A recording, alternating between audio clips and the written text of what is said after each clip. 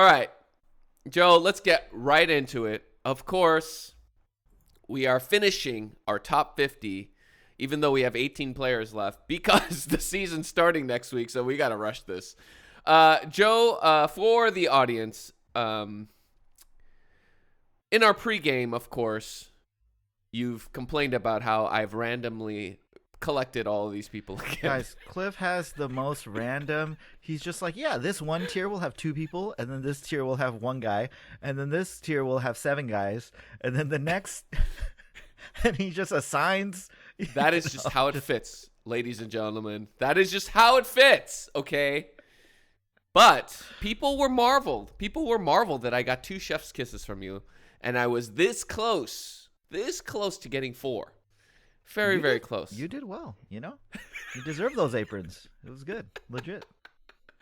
All right, Joe. Today fair, we are Cliff, I'm fair, okay?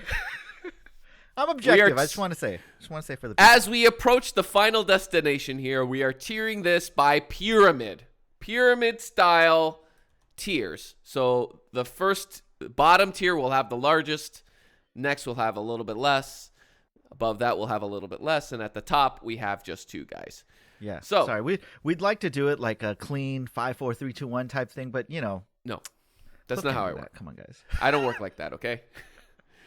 I don't work like that. We're gonna go 8, 5, 3, 2. Okay. 8, 5, 3, 2. It does work in some. The 2, 3, 5. It's an oblong you guys pyramid. Know. 2, 3, 5, 8, 13. You guys know what I'm talking about? It's a thing. It is a thing. Look it up. 1, 2, 3, 5, 8, 13. All right, Joe, in the bottom tier, which I am affectionately calling the Ryan Howard tier from The Office, because, of course, he has many different iterations of his arc of Ryan Howard, and there are multiple different iterations of players in their respective careers that are on here. So, at number 18, Joe, I have Kevin Durant, which ESPN ranks number 9. At number 17, I have the great LeBron James, who ESPN has ranked at number 8. And Dwight Howard has affectionately said LeBron is the best player in the NBA recently. Yeah. Because he's trying to get back on the Lakers. Number 16, we have Kyrie Irving. ESPN doesn't have him ranked because of injury, but we know he's going to play this season. At number 15, I have Traeyoung. ESPN has him 29th. Number 14, jamorant. ESPN has him at number 33. Number 13, I have Banchero, who ESPN has him 17th. At 12, I have cadecunningham. ESPN has him at the same. And at number 11, just outside the top 10, so finishing out the bottom of the pyramid right here of the best players in the NBA, I have Victor Wembanyama, who ESPN has at number 5. Joe, chef's kiss, blandish, or idiot sandwich on this bottom pyramid? I'm going to go. Oh, man. Ugh, it's a lot of guys in here. You know, it's a lot of guys in here. We got the Wemby and the Cade and the Banchero, who are the youngest VP in Dunder Mifflin history, Ryan Howard. You got the jamorant, Traeyoung, who are the, fraud, double counting sales, Ryan Howard. And then, of course, you have, how's my favorite branch doing, Ryan Howard. Yeah. And then, of course, you have wolf.com, Ryan Howard. There's a lot.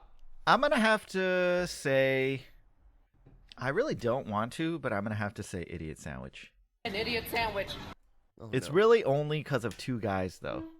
Oh, okay. So I don't mind everyone in this tier, but it's like, I really don't like how these ingredients just did. Because what we're doing is we're predicting this season. Right.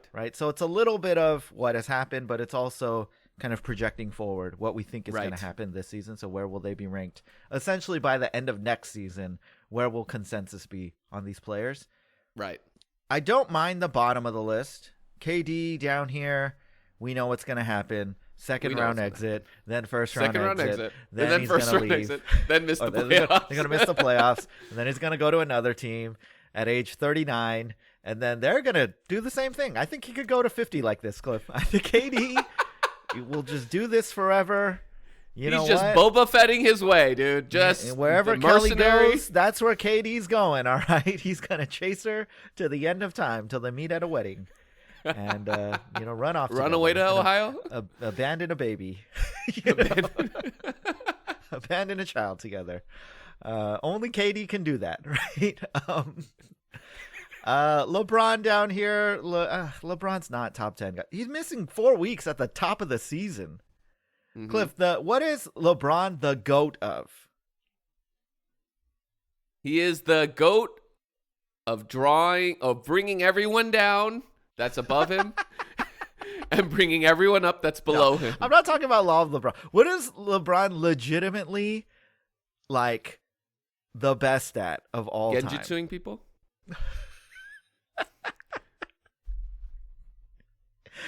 Can we just give this man some credit? He's like physically, he's a physical specimen. Oh, I see. Right. I see. Yeah, he's legitimately not sarcastically. No, not sarcastic. sarcastic. I'm being serious. I'm being I serious. see. Yeah. I see. Yes, Taking if care of we're- his body. Yes. Yes, taking care of his body. That's the number one thing that he's 40 freaking years old. The fact that he's even playing basketball, let alone at the level that he's playing, is amazing legitimately. 24, 8, 8, 51%, 38%. Yes. I mean, come on, dude. That's like, this is the time where it's okay to talk about his numbers on a curve and say for a 40-year-old, that is just unbelievable. Okay. However, now we're seeing, even with that thing that he is the best at, that he has been the best at of all time for any basketball player, he's starting to show cracks, right? He's getting hurt more and more. He's like, he can't quite, he doesn't have the endurance. He doesn't have the stamina. If you take that away from LeBron James at his age and also his declining kind of other athletic gifts, man, he's really not going to be the same. And to me, I already saw it in last year's playoffs. He no longer has the gear, the top gear is gone, right? He can't do the same bully ball, get in the lane, get fouled, get a dunk. He just can't do it, Cliff. He's going to that spin move too many times. It's too many times. He loves Spin that move in spin the move. lane. He Too loves many it. highlights of other players blocking him. And no all right? lift. So it just, it's just The days Right of on the rim. posterizing, right? It's not there anymore, And so I'm fine with him down here. Kyrie, I'm fine. Trey, I'm fine. Trey and Ja really are at that, like, all right, where are we? They could go either way. Yeah. Is this the youngest VP in the history of Dunder Mifflin, or is it, fraud, right? Ja, unfortunately, he's kind of his post-fraud arc. We don't know what's going to happen. Is he going to go to that secretary arc?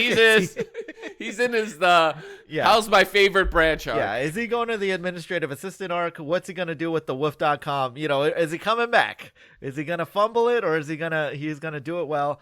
Trey is I think still. Yeah, he's dude. still like, this guy, something might be there. He might have something there. Maybe he's going to take a job at another company, become the CEO, and just take over the world. It's maybe he's gonna have that presentation on Saber, the Yes. pyramid. It's the greatest shape. He's going to do it. He's going to step up and actually do it Yeah. and not melt. Not run away. Yeah. So I like, because they haven't proven, or it's unproven. Paolo, I love on the way up. Here's the two guys, Cliff. Cade and Wemby. Yeah. I feel like Cade and Wemby should be in the tier up. Yeah. And there's two guys there that I think should be down here. We'll get to them in a second. But I like, look at what Cade did last season. Dude. 26, 6, 9, 1, 1, 47, 36 splits. In the playoffs, he was 25, 9, 8. 1.8 steals, 1.3 blocks. He got his team to the playoffs. We know how bad Detroit has been. He got some MVP votes. He made All-NBA. He was the 8th leading scorer in the NBA. He was awesome. Dude, he was awesome. And when I saw him in the playoffs, yes, they lost the series, but he was stepping up. I love that. To see a young guy, first year in the playoffs, fourth year player, like he's on the trajectory. So to me, he should be up. And obviously Wemby, 24, 11, 4, 1, 4. 48% from the field, 35% from three. Look, yeah, he's got to be in the top 10. You can't not have Wemby in the top 10. So the reason why I didn't put Wemby top 10. One, he hasn't made the playoffs, so that's one part of it. Second part is availability is the other part of it. And so I just want to see it happen before I put him there. The numbers, of course, it's been great since the beginning, but I want it to translate into wins and I want to see him stay on the court. I don't know how much this blood clot's going to affect him or whatnot. And so I'm nervous. Yeah. I mean, I think with Wemby, it's different because either he's going to be top 10 or he's going to be out of the NBA. There is no to me, there's no scenario where he plays, he's healthy, and he's not top 10. Do you know what I mean? And his blood clot thing isn't like a knee injury, the kind of thing where it's like, oh, okay, maybe he'll play, maybe it'll affect him, maybe.